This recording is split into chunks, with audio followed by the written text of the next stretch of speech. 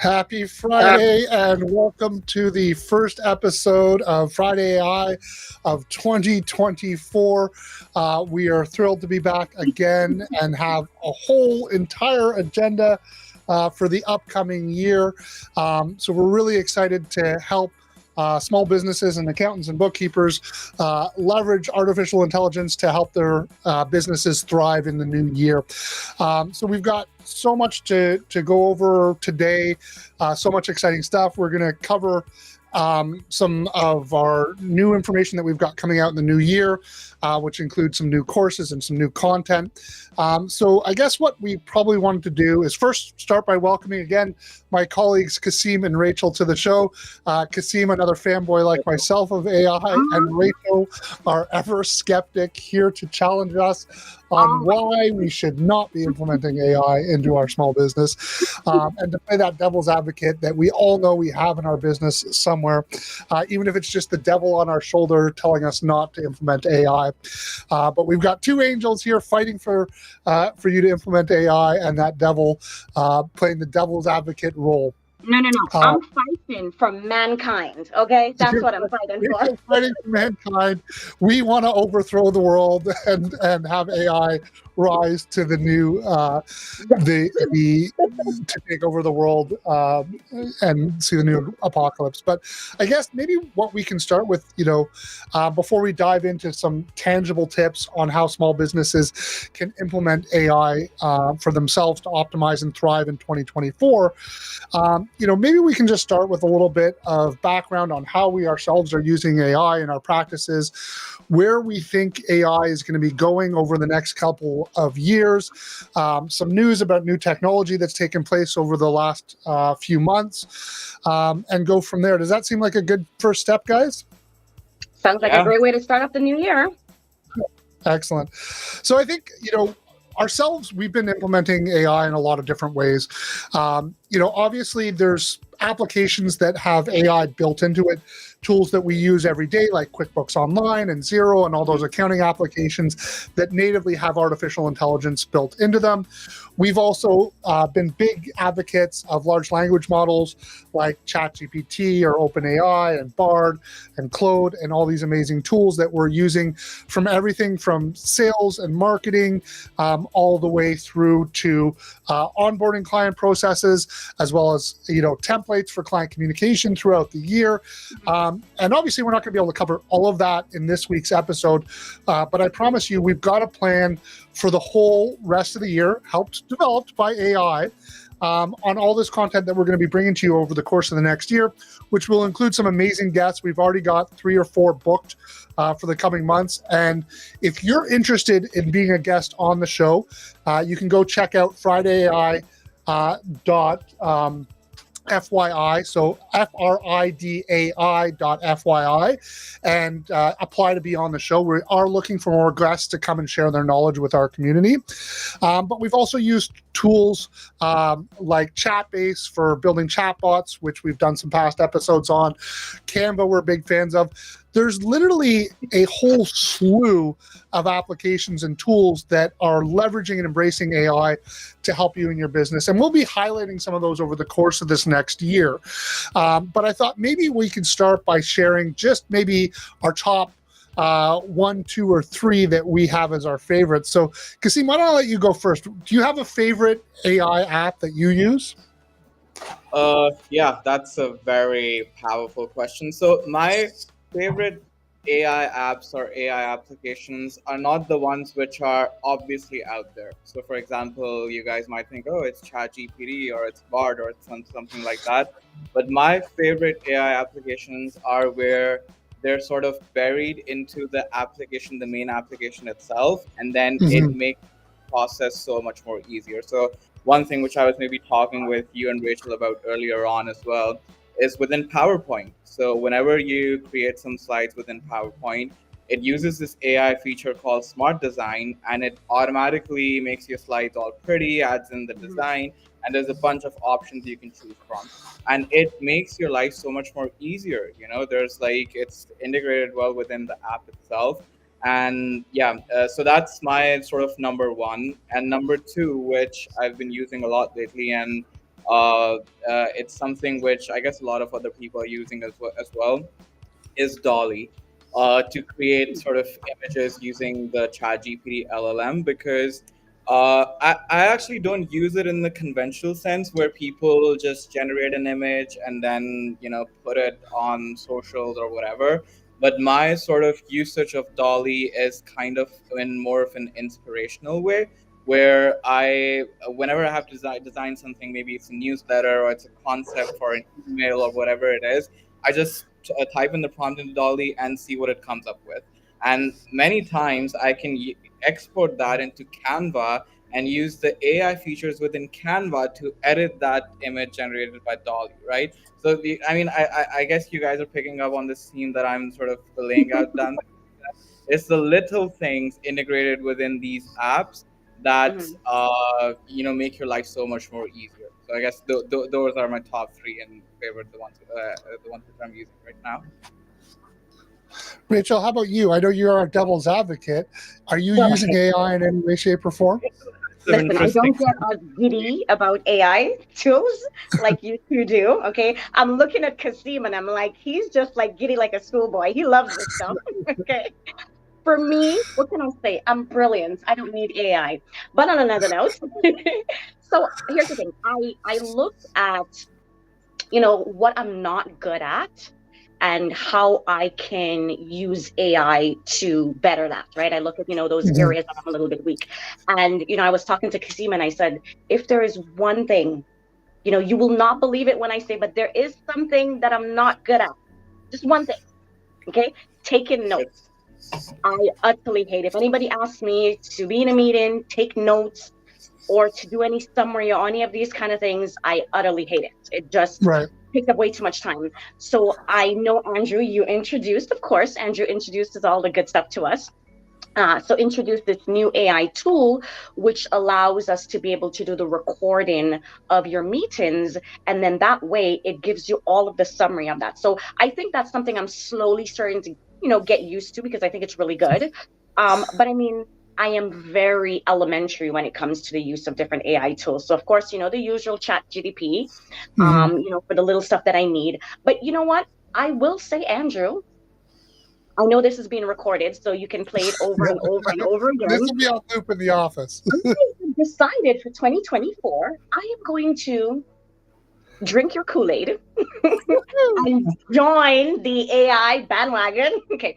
No, I've really decided that this year I'm really going to open up a little bit more because, again, as I said, yes, I know I'm always devil's advocate, but I mean, the reality is it's slightly that lack of knowledge. And, who knows? Maybe you're really going to open my eyes. And, I just hear you say what you're saying, but maybe if I actually start to use the tools, maybe I might become a believer. But I'm definitely saying for 2024, I'm going to open myself up to using more of the tools and then really seeing what you guys are loving so much about it.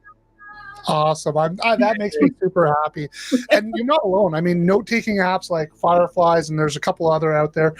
These are probably the most widely adapted and implemented AI tools and technology. When I was down at the last QuickBooks conference and I was asking people, how are you implementing it? That was the number one answer, is these AI note-taking tools. Mhm. I'm on board with you, Kasim. I'm loving these image generation tools like DALL-E and Leonardo, which I'm super excited about Leonardo and its motion creation tools and video generation tools. We use Pictory a lot, which is another tool that we use for video generation. So all these image generation and video generation tools are really exciting to me. And I'll share with you a story of something that happened over the Christmas break. So I've got a 10-year-old son who is absolutely in love with, I have to call it football because if I call it soccer, he'll kill me. It's definitely football, and not American football, European football. And he wanted to create his own football club for him and his buddies.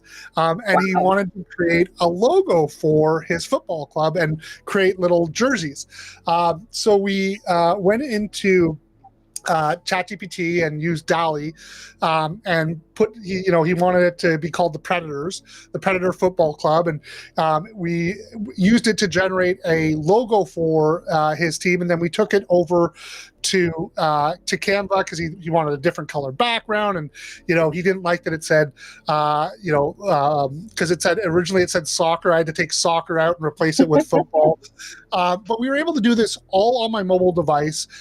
It took us like all of 5 minutes, and then we took it over to Rush Order Tees, and he was so happy. This was like the best Christmas present I could give to him, which was just sitting there with him, opening up ChatGPT, developing a logo for his little football club, and then putting that to Rush Order Tees and being able to order jerseys for him and his little football club of his 8 best friends. And now he's got his own football club. So who knows? Maybe we'll be selling that as merch on the CPA4IT shopping cart soon. But these image generation tools are really exciting for me. And for me, there's so much stuff to be excited about and to use. And so now I want to transition a little bit into, okay, these are the great tools that we're using today.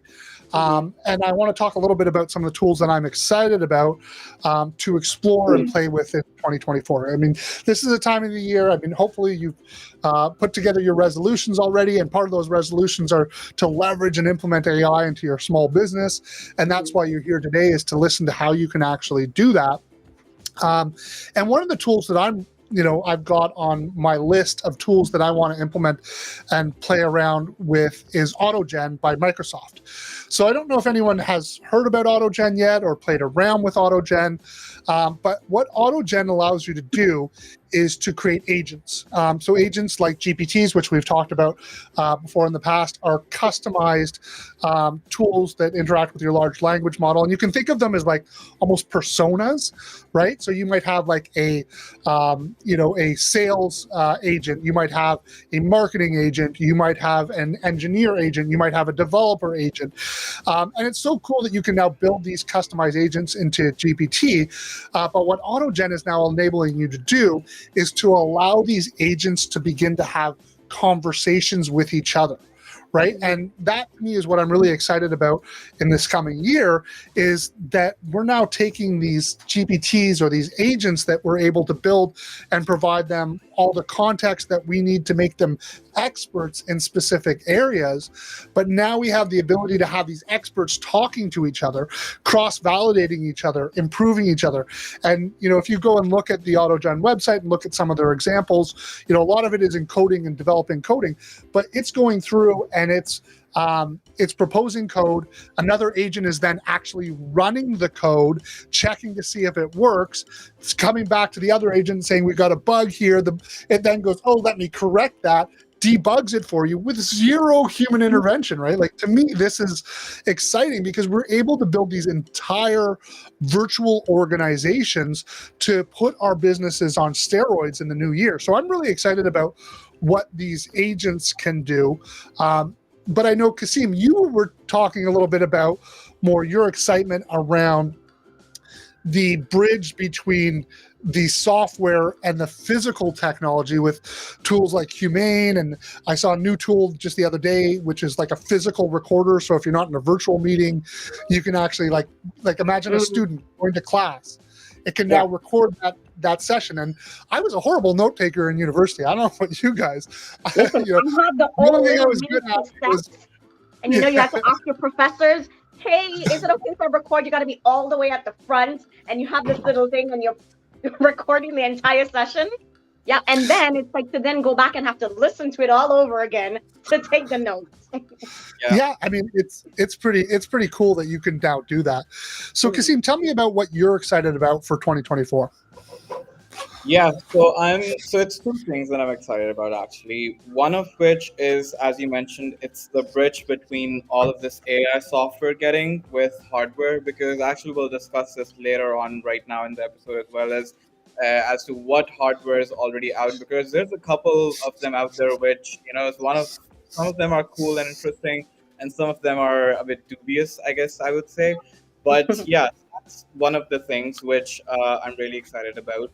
Another thing which I definitely will start experimenting with more, and I think it's very, very cool, is sound generation based AI. because this is something which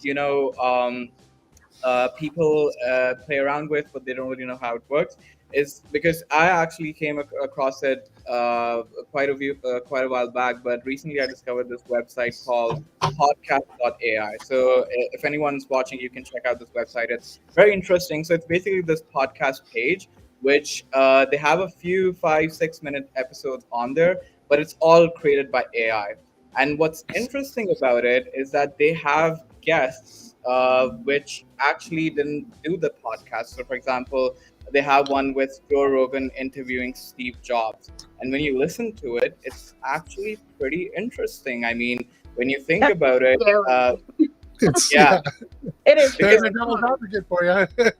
Wow. I mean, I want to, because the thing is that Joe Rogan, a very different personality, and obviously he can't have everyone on the show, right? And Mhm. obviously he's passed, so that's obviously not possible. But to be able to do these combinations of people, you'd never expect to talk to them together and see what that conversation looks like based on their actual personality, because all of the data it's been trained on is their actual personality and whatever their social and everything they've done. I think that's extremely powerful. And with tools like HeyGen now, where you can create your own avatars and market to essentially anyone in any language, I think that's going to bridge the gap between us and the entire world, so to speak. So yeah, that's one thing which I'm really pumped about. Yeah. Tiffany, when you talk about that, it just, you see, and that's where I start, the little devil on the shoulder where I'm like, these things are scary. Then you start to think about all the ways that people can use this maliciously, right? The content that you could be manipulating, saying that it's coming from, someone. It's like I hear of all of those scams of, people having other people's recording voices for family members and stuff like that. So again, it's like, and when I'm trying to come on your side, right, and I hear about these tools, and yes, there might be certain elements which sound amazing. But then on the other hand, you can see how these things can be manipulated and taken advantage of, right? Like it's scary. Can you imagine if they have a president's voice, somebody of authority, somebody's voice, and in these recordings and stuff like that? Like, then how do you trust what is being put out there, right? How do you trust the validity of it? Like that scares. Well, a perfect example is on TikTok. Yeah. TikTok right now is full of these ads. They're Bitcoin ads that are like Elon Musk or someone who's giving, and it's clearly not Elon Musk, right? And they're full-on scams. And yes, I mean, unfortunately, bad actors are always going to take all this amazing technology. And in fact, they're probably going to be some of the earliest adopters of this amazing technology and use it for nefarious reasons. The good news is that there are ways to identify this. I mean, we know firsthand because we've used text to voice AI for a while now, and we try to put it up on TikTok, and TikTok goes, no, we don't allow AI generated. I'm like, oh no, only if it's a paid ad you do, apparently. But so there are ways for the technology to identify. Again, we're going to have to leverage AI to identify when AI is being generated and used. But I mean, of course, yes, there are those fears that, what could happen. But the reality is, whether you choose to implement AI in your business or not is not going to stop those bad actors from leveraging the technology for various reasons, right? So it shouldn't be a reason, in my opinion, for a business not to leverage this technology. I mean, we hear about all these skimming that's going on with debit cards, right? Like where people have put those readers on top of bank machines and gas stations. But that's not going to stop you from using debit cards and credit cards, I don't think, right?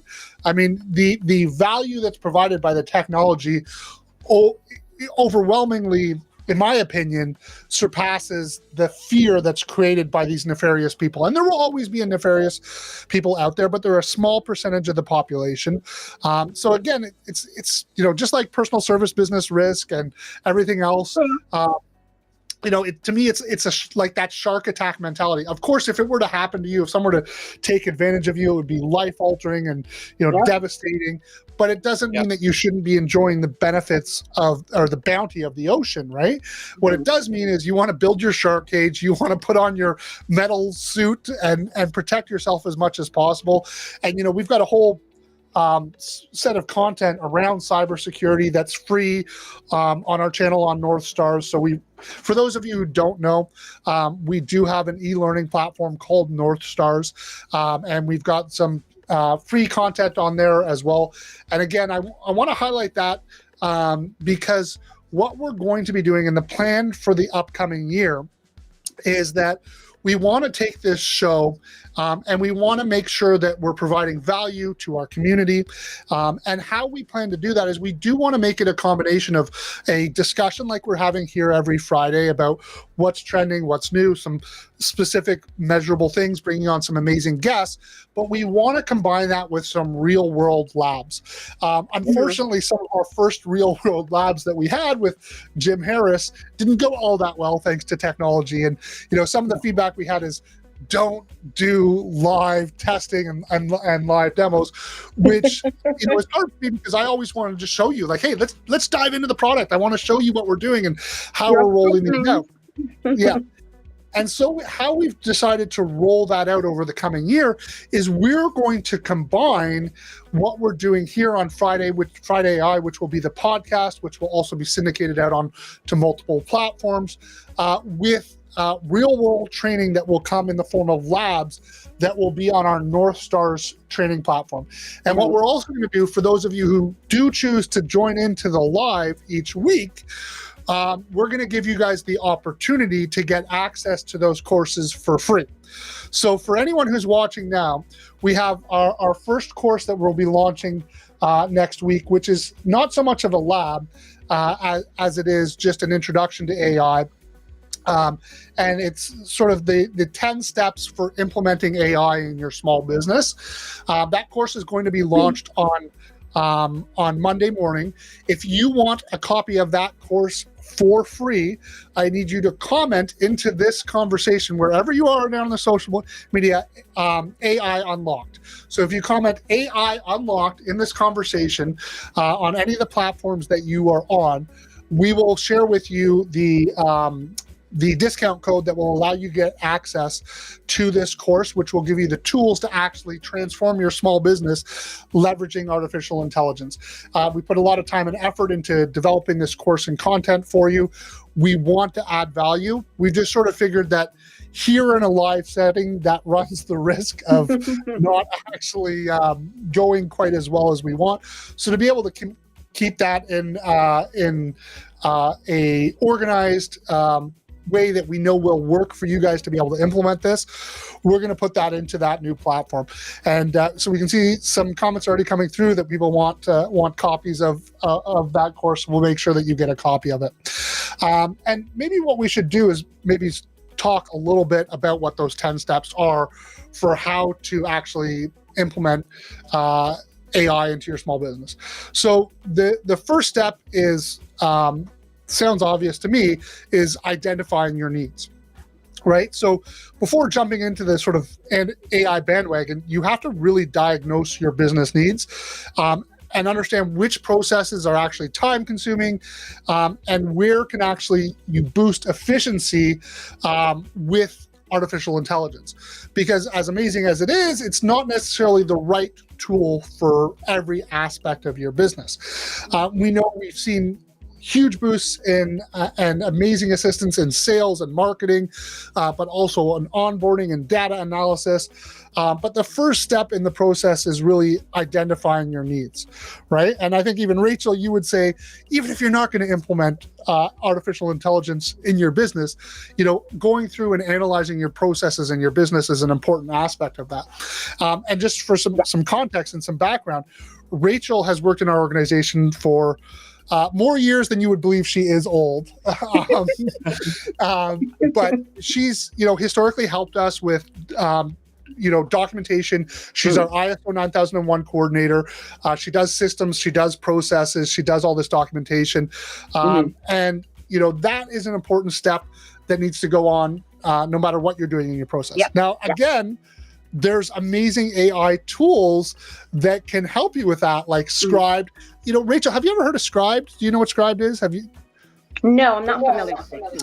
So, all those amazing Word documents you used to create for us, back in the day with screenshots and descriptions, the process designs, you know, those tools? Yeah. Well, imagine a tool that all you have to do is go through and click through your process, and it's screen recording and taking screenshots and descriptions of what you're doing and doing all that for you. Would that be helpful and useful? Andrew, you tell me this now. It wasn't. You tell me this now. Develop our ISO processes. Give me a bit of. Better late than never, right? Better late than never.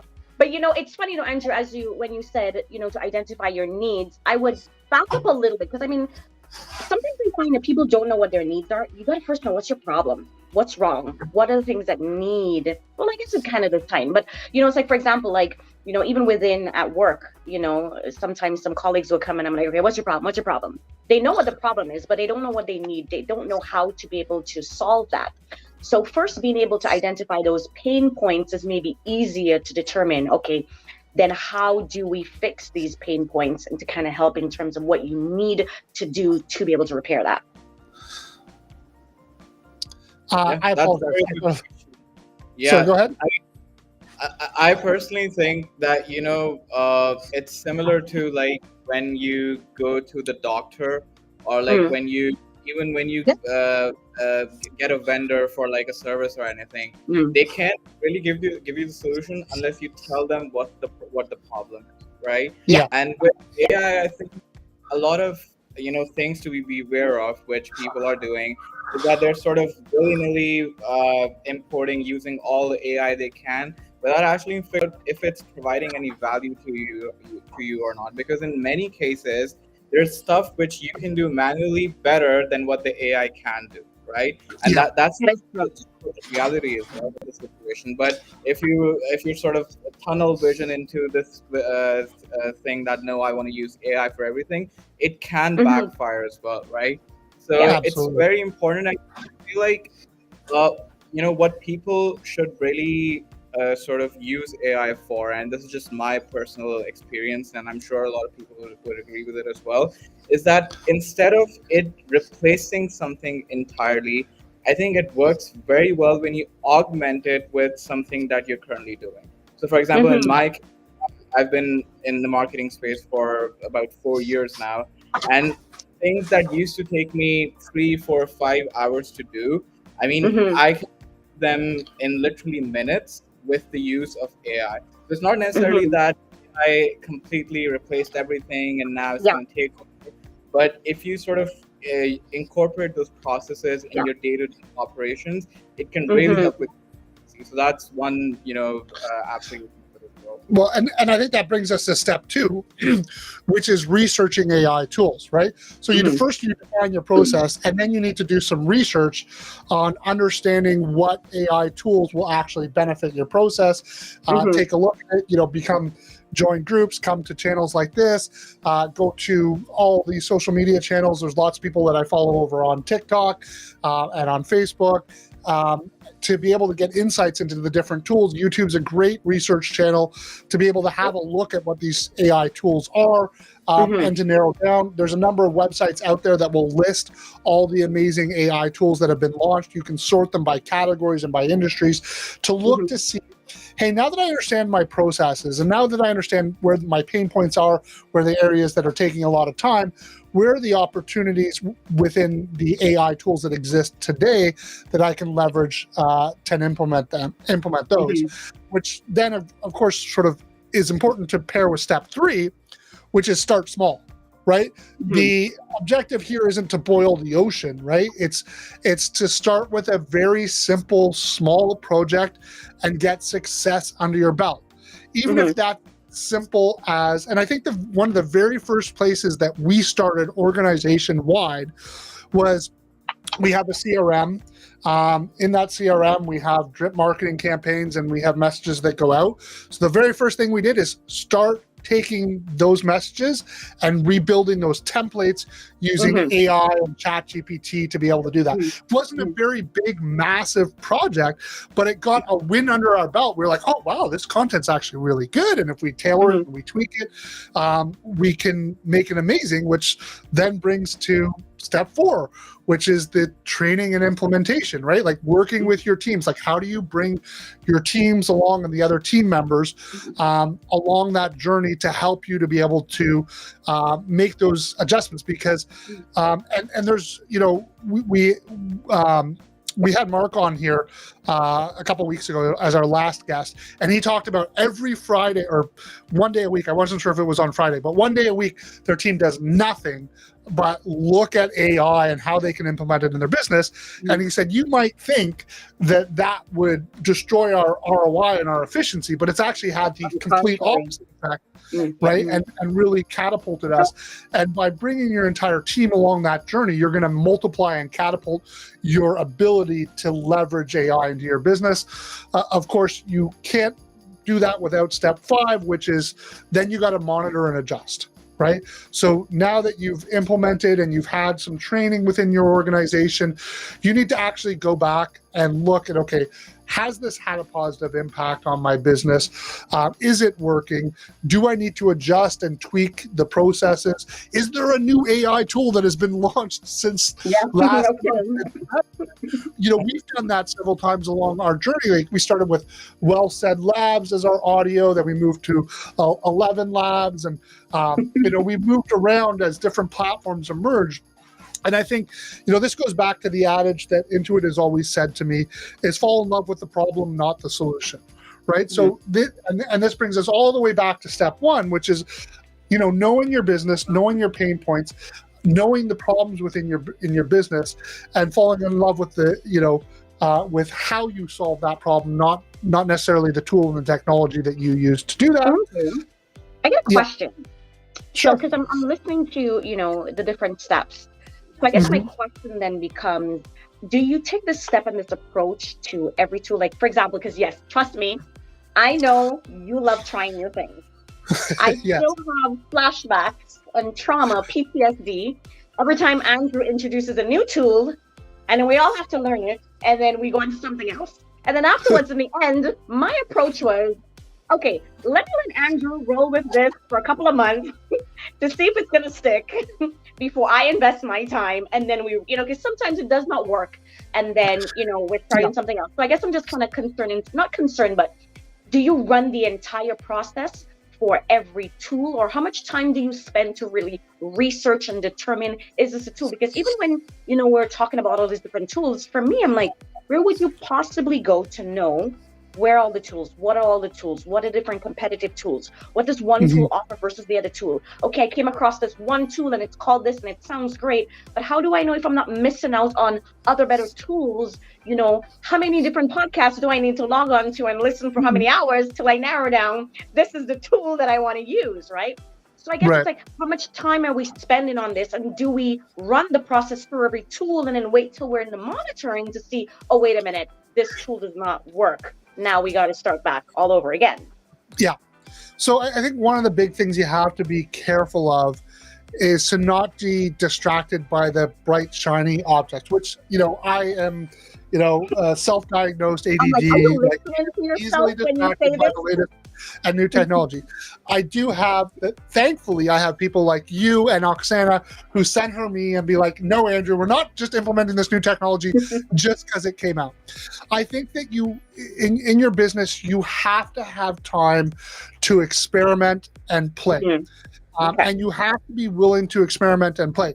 Whether you roll that out organization-wide is after you've done some testing, right? And, truth be told, you probably need to have more testing than what we run in our firm, because, what we'll do is, from our perspective, usually what we'll do is I'll play around with it, I'll see it, I'll test it, I'll be like, this is amazing. It seems to solve the problem, but you don't really know until you actually implement. Right? True. And you actually start running through. So you have to be prepared to try new technologies. And more importantly, you have to be prepared to fail at new technologies, because at the end of the day, if you're like, it's the concept of failing forward, right?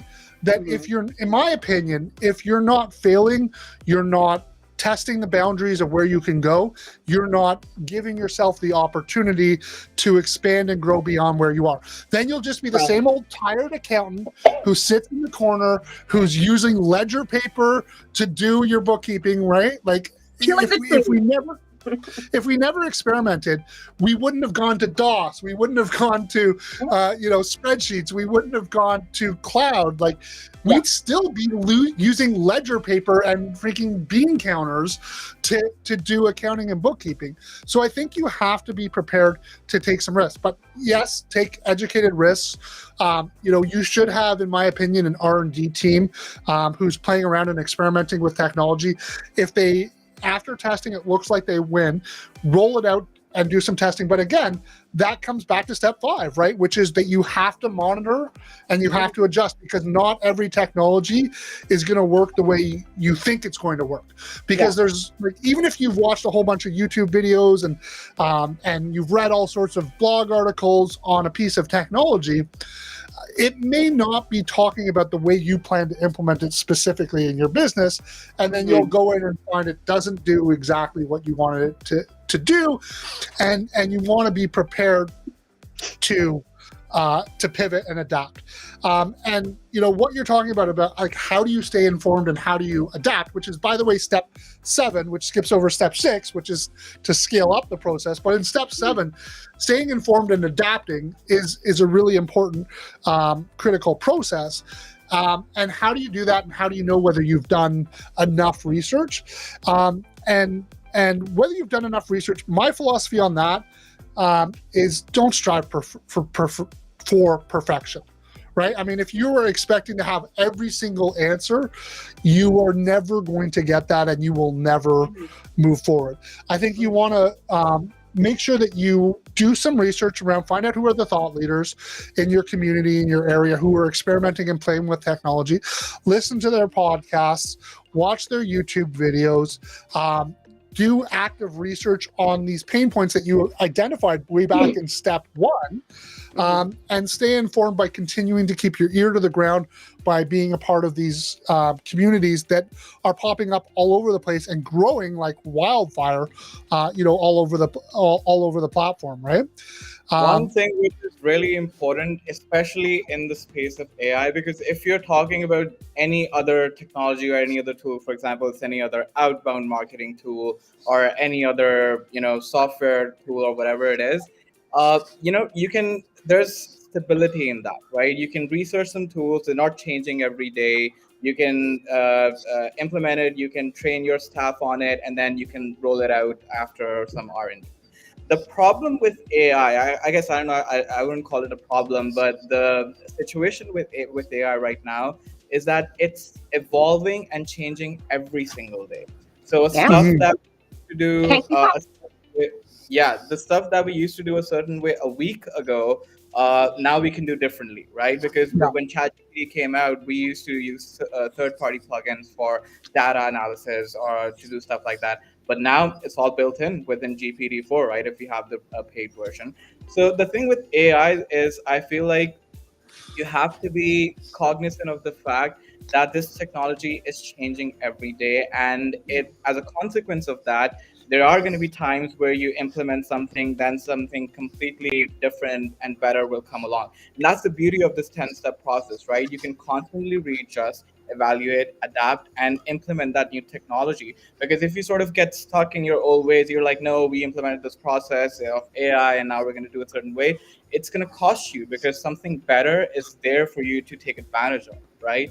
So it's like that trade-off between innovation and instability, but I personally like to err on the side of innovation, because it makes your life much more easier when the next better thing comes. Right? Yeah, absolutely. So let me just quickly run through the last 3 steps in there, and we can go and have a discussion on what you think of the different things. So step 8, feedback loop. Again, keeping those lines of communication between your team, your clients, your customers, to gather all the feedback that you can on how these AI tools you've implemented, what's working, what's not. I don't know if I'm not going to put you guys on the spot, but there's 3 questions. Rachel, I'm curious, what are the 3 questions I always ask when it comes to evaluating anything that we're doing?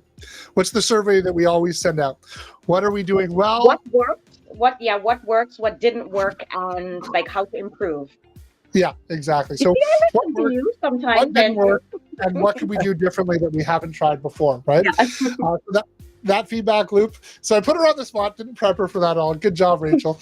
Evaluate the ROI, right? So show me the money, right? Where, like, what's the tangible benefit? Because one of the problems that you can run into is sort of app fatigue and like going out and buying a million different apps, and and you can end up spending more money than what you're generating in ROI.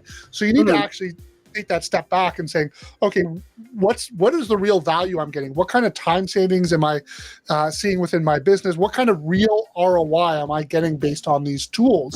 And take the time to do that analysis. And again, you can leverage AI to help you build those ROI analysis and figure out what are the things you need to track, what are your KPIs, what are the things you want to measure to determine what your ROI is on that. And last but certainly not least is to keep it human, right? And I've had this discussion with many people, is that AI is an amazing tool that can optimize what we as individuals are able to complete and do. We have seen firsthand that pushing out AI directly to the customer or the businesses that we work with, our clients, can have negative connotations with it if it's perceived to be robotic or automated. That people don't enjoy that experience. So how do you balance the value that you're generating out of AI while still keeping it human, right? And wrapping that human layer around the artificial intelligence that can really improve your the ability of what you as an individual, what you as a human can generate and do in your facility. And with that, that brings me to a question that I'd love to hear from the people who are listening into this, and also from you guys. What are your thoughts about the new technology that is popping up all over the place right now? I see it everywhere on my Facebook feed, which are these new robocalling AI apps, that are circa the Google salon booking AI that Google showed like 2 years ago, that has now reached the consumer marketplace. How would you feel if you had an AI booking agent call you up and try and sell you a product or service or book you for an appointment? Rachel, you're a devil's advocate. Click, hang up. Right? End call. Very important because, when Google rolled out this technology, assistant could essentially call anyone and make appointments and stuff like that. It worked. The reason why it worked was because it quote unquote passed the test. And the person, they couldn't tell if an AI bot, and that's why it worked. Like, man, I'm calling shenanigans there, though. I don't believe it passed the Turing test, and I think it's actually far harder right now for AI to pass the Turing test. I think it passed the Turing test 2 years ago because we didn't know what AI was capable of. Now that people know what to look for, people are constantly scanning emails and looking at stuff and saying, was this AI generated? And I can tell you, like, I have friends who get upset if you send a message to them that's been generated by AI. And I'm sitting there going, why are you upset? And like, I've had people who have not hired people because they used AI on their resume or their cover letter, and they're like, well, that just shows that they're not putting in any effort and they don't care. My belief, I don't agree with that, because I know that leveraging AI, there's still an input that goes into that, right? And there's hopefully a scan of that goes in. Like, there's thought and energy that when I'm looking for people who are using AI in their cover letters and their things, because that tells me they're looking how they can get the most out of the time that they put into things, right? How can they leverage technology? Have they taken the actual steps to make sure it's plausible, it makes sense? Have they taken the steps to craft the right message to put into the language model? But Kasim, it's like, I can tell you're chomping at the bit with an opinion. I have one quick point, because it's very important. Like, I get that people want, people to be creative, and that's very important to sort of use your own skills and intellect. But there's a fine line, and this is something that we actually implement within our company as well, while we're using AI to generate our marketing material, whatever, because that human touch is very important, not just from a perspective It is. of looking good. It can actually negatively affect your ROI in terms of SEO if it's flagged as AI content, right? Right. So, I mean, my philosophy is, if it looks like it's written by I feel like that's garbage. I feel like you didn't put any work into it, That's and true. you Yeah. should be rejected for it, right? Yeah. Because there was no effort being put into it. Like, But if it's a very well crafted message, which you put in the effort, you tweaked it, you put in that human touch, and if that is generated by I think that's perfectly fine, because that mm, there's an art, to using AI to create great content. yeah. Like, I Right. think AI is meant to enhance, right? AI cannot give you intelligence or intellect if you don't have it, right? Yes. So I think Yeah. that's where I can see from an employer standpoint, it's like you need to have at least that base understanding. Because, I mean, let's be real as well. It takes very little effort to go online and put together a cover letter. That doesn't Yeah. show to me your enhanced skills in the use of AI and technology. That maybe means you copy and paste this from somewhere, right? It might not Yeah. necessarily have been much, right? Yeah. So I think that's the whole thing. I think it's meant to, and it's like Kasim saying, it's meant to enhance. Like, for example, Kasim, who wants a hologram of himself, and Andrew, who wants to be completely replaced with AI, right? It it it's I don't think that's necessarily, I mean, I know it sounds nice that we say, okay, that's what we want in the end, but it's just meant to enhance what we're already doing, to just take it to that next level. Okay. Yeah. To still have that human element, still service a client, but use that to really outperform as much as possible when we're servicing our clients. Right. So I Right. think that's why it's like, you use it in the little bits. And I think, to be honest with you, that's maybe part of the reason why I'm not, I don't overly jump into AI, because I'm like, I already use what I need it to do to really kind of help me, to better my service, better my customer service, better everything. Right. And then one of the other points that you had mentioned to a little earlier, Andrew, which I think is actually really good in terms of when you talk about, those 3 questions that you ask us about every problem.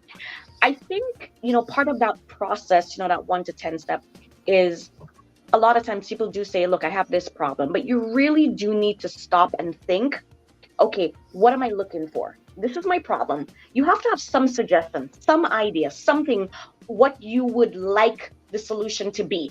Now, the AI might help you to get to that solution, but sometimes people say, okay, this is my problem. It's like, okay, well, I don't know what you're doing or what you need to give you that end result. So, sometimes it really does require a little bit of thinking of, okay, and again, AI will not replace that thinking. You can use Yes. AI to get that end product, that end result that you're looking for, but you still need to have that understanding of, this is what's wrong. This is what I would like instead. Now, what can get me from point A to point B? Right. Absolutely. Yeah. You're absolutely right. And I mean, I think that input is absolutely critical to working with large language models to actually get you from point A to B. And not only that, what Kasim and I have discovered is a lot of the value that you're going to get out of AI is combining different AI products together and having the knowledge and putting in the insight into how are we actually connecting these different disparate systems together in unique ways to create value and content, right? Yeah. Like, again, like it's a combination of like building together, like putting like just that simple example that we go back to of like building that logo for my son on his for his soccer thing. Well, yeah, I got a logo out of ChatGPT, but it wasn't quite right, so I needed to tweak it in Canva, and then Canva gave me the tool, and then I was able to order it through Rush Order Tees, and by bringing together 3 different disparate, disconnected things, I was able to launch and order a new jersey for my son's quote-unquote football club in like 5 minutes.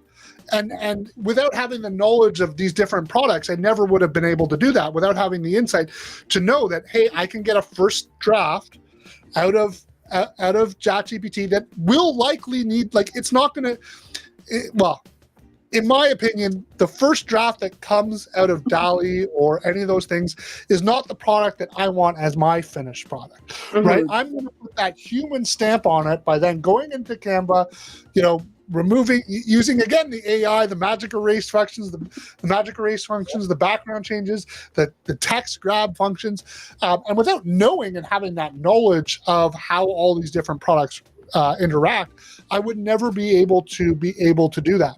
What would I have had to do in the past?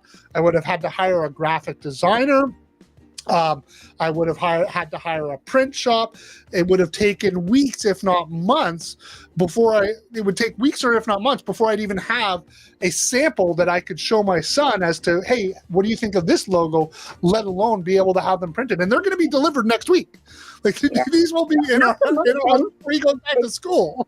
It kills his excitement too. If it's like, oh, this is too much work, he doesn't want to do it, right? So then, the antiquated process, that our folks were used to, the changing over. I mean, it definitely has its benefits. It definitely has. It keeps things.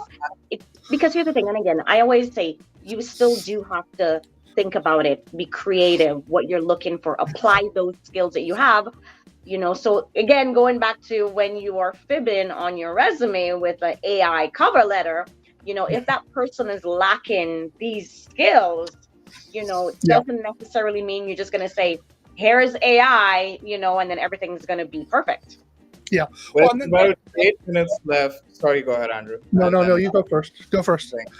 So, I mean, I know we only have about 8 minutes left, but one thing which I'm really sort of excited to discuss, and this is a question to everyone watching the show as well, is our top AI predictions or top, AI tools which we feel will gain popularity in 2024. And one thing, I'll sort of start it off, and I think it's really interesting. Rachel might not agree, but because I guess it sort of adds to that point as to what's authentic and what's not authentic anymore. Yeah. But if you know about the Google phone, the Google Pixel phone, right? Yeah. The new AI features coming in their phone. Some of them are already in the phone in their latest Google Pixel phone, and some which are coming in 2024, which kind of blow my mind, because there was this feature where we've all taken that family photo, right, where it's 15 people standing, and you can get everyone to make the right expression. Someone is looking somewhere else, someone has their eyes closed, someone is doing something, and it's always a nightmare.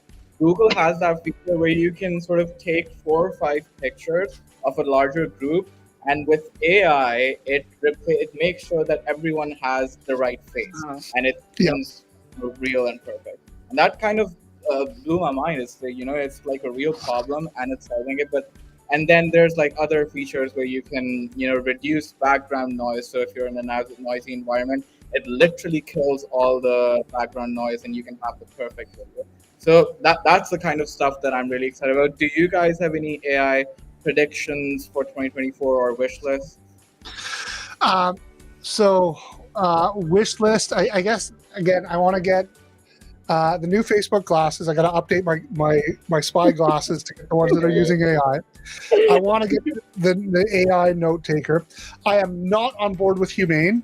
I mean, I think Humane, for those of you who haven't seen the Humane pin, I think it's the dumbest rollout I have ever seen, the worst rollout of AI I've ever seen in my entire life. When they go out on shows, they don't even explain what it does or the value it brings.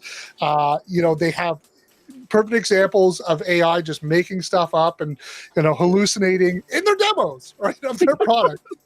I think that will fail. I do think AI will become more a part of hardware over the coming year, and as a gadget guy, I'm excited by that, and I'm excited to build that in. But I mean, and to see that come, and it's not that that's new, because I mean, if you think about it, like AI is in smart cars, AI is in smart robots, AI is in a lot of pieces of technology and hardware that we already use today. But I think that AI, in the sense of us being able to pull something useful out of that is what's going to transform over 2024. Like I said, being able to have the Meta glasses and be able to communicate with AI by just tapping the button on your phone, and imagine having that, combine that with the Google things of being able to take those family photos. And I don't know what it is, like we have a relatively big family and it's always my kids that are looking in the wrong direction. So having that AI is where it merges all that together is nice. We've already shown demos of like when you can like scrub people out with Magic Erase and Canva. The ex-husband, you don't want to know anymore, the ex-wife. Yeah, people used to like physically cut them out of the photos. No, you can do that now with AI. 2024, baby. No, you just put like a big black blob of something over the face. That's it. Yeah, and now you just Magic Erase them. Bye. So that, like, and as a gadget guy, so I'm excited about all the new gadgets that are going to come out in 2024.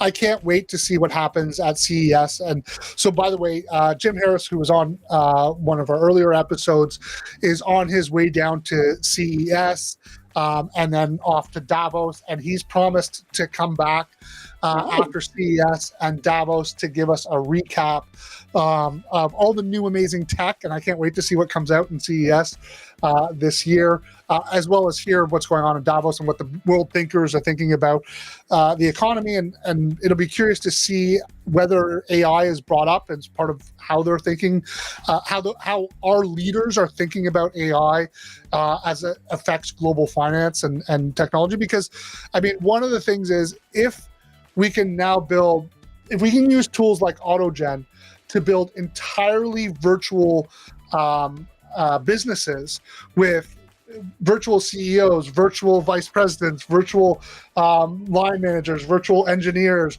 virtual software developers. What does that mean for the economy? I mean, this is now, we're now at the next revolution. We had the Industrial Revolution, and now this is the, whether you call it the mental revolution or the white collar revolution, whatever you want to call it. We are at the beginning of that revolution. What will that mean? And one of the things that's interesting is Canada is at the forefront of thinking about this in some ways, because we are the first, I don't know if you guys know this, the minimum, what do they call it? The minimum, where everyone gets a minimum living standard. So they've actually tested that. I don't know if you guys know that. So there's a minimum guaranteed income that they tested in a small town in Canada to see if they gave everyone in that town a guaranteed income, and it wasn't massive, but it was like a guaranteed income. So the minimum thing, how would that work? How would that affect all the other government programs that have to be? Because if you think about it, like, where's this money coming from? Well, it's coming from all the other subsidy programs that we have for, housing and drug programs and, support, all these programs that people who are financially burdened struggle with. But that's something we have to think about, because if we have technology eliminating jobs, what's going to happen to unemployment? And then if unemployment comes down, what's going to happen to interest rates? Because unemployment will drive interest rates. There's all this thing. So I am pretty sure that Davos is going to be an interesting conversation, even if they don't discuss AI specifically. I would really hope that our leaders are thinking down the road about what impacts this next revolution is going to have on our economies, and how how our countries and our countries' leaders are going to pivot and adapt to this. But sorry, soapbox. I don't know if they're thinking about all of that. Like, if we're hoping that they are, well, we have an older generation as well. Jim there, he's our plant. I'm going to make sure that he's launching those questions at our leaders to make sure that they at least know we're thinking about that, and we're expecting them to be thinking about that. Jim, if you're watching, we're counting on you, okay? Jim, we are counting on you. You're our voice to our world leaders. We are. We're counting on him. And for me, for this year, I'll tell you what. Why Andrew and Kasim, since I'm slowly joining the revolution with you guys, why don't you guys throw out one AI tool that you think would pique my interest that I should explore for 2024? Too many options. Brain not working. Yeah. That's a great question. Maybe for our next podcast, think of something that you guys think as an early adopter, right? You guys are the one geeking out on this stuff. As someone trying to get in, explore, you're looking to convert me. You want me to drink that Kool-Aid with you guys. So if you think of something, and then I will take a stab at it. I will honestly, really put some effort, energy, and really explore. And then let's see how you guys work at converting the masses. Start with me. I'm going to be your most difficult person to convert. I can guarantee. I'm going to get you on Scribed. And Okay. so you like that, like there's so many, like it's so, as Kasim says, there's so many, it's so hard to figure out what would be the perfect one for you. Okay. But as someone who has developed our workflows and our flow charts and their descriptions, I want to introduce you to Scribed and show you how we can use that in combination with our LMS platform that we've got for the team. Why can't I think of the name of it right now? Okay. Kasim, what's our learning management platform? Why can't I think of the name of it? Pardon me? Get Guru? Get Guru. Okay. I don't know what I couldn't think. My mind is blanking. It's Friday. I'm ready for a drink. It's only 2:00, but I'm still ready for a drink. So thank you guys for joining me on our first episode of 2024. As I said earlier, we've got an entire year planned of amazing content to come. We've got great guests scheduled already. We are looking for more guests, so go to fridayai.fyi if you're interested in being on the show. As I said earlier, if you comment AI Unlocked into the channel right now, we will get you a discount code so that you can get the course on the 10 strategies for implementing AI in your small business, completely free, because the goal is we want to deliver value to you guys. And we're hoping that combining a podcast like this along with a real world lab and learning management platform for you guys to use will be the right solution. But we're craving your feedback. So post, comment, share, please. And we'll be back next week. So thank you, everybody. And see you next Friday.